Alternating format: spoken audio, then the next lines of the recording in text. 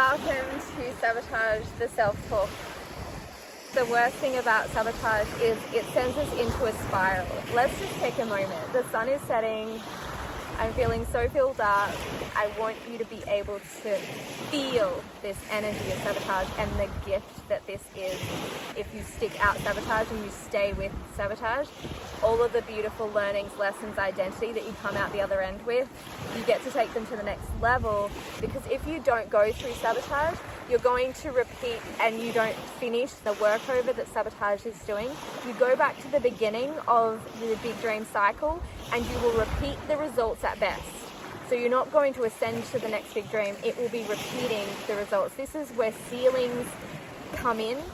So income ceilings, that's because you're not going through the storm of sabotage. So make it your point and your purpose to really go through this right now. Sorry about the wind, but I really want to do it here because I feel like we're balancing all of the different elements and that sabotage.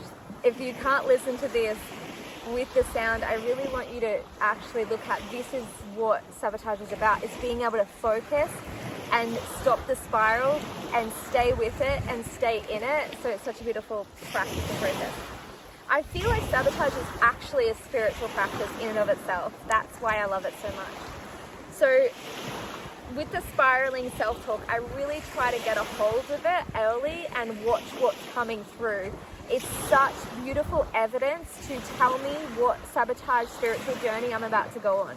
And so mine was, for the $1 Million Year, deservedness. And I was really surprised about that because one of my core fundamental beliefs that I've always had is that I deserve the best. And that was actually a painting that my dad had in our house since I was a kid.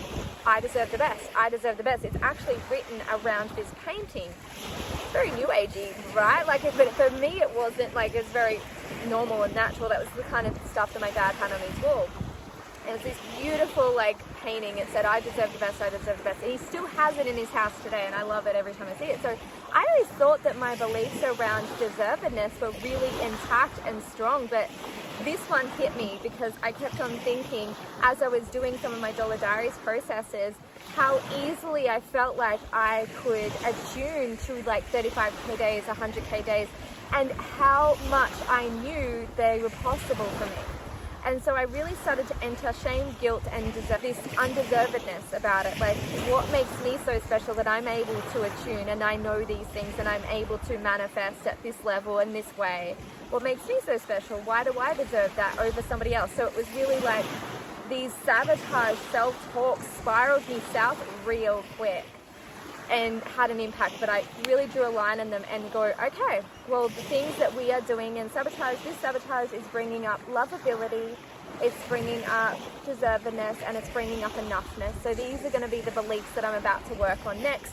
So I really just put a demarcation into that spiral, and I started to spiral them north by coming up with beautiful sayings and mantras to counter these spirals. It wasn't like I wasn't about to do the work, but it gave me a really good clue about the spiritual journey I was about to go on with belief. So the self-talk, it gives you the first clue of how to move through sabotage.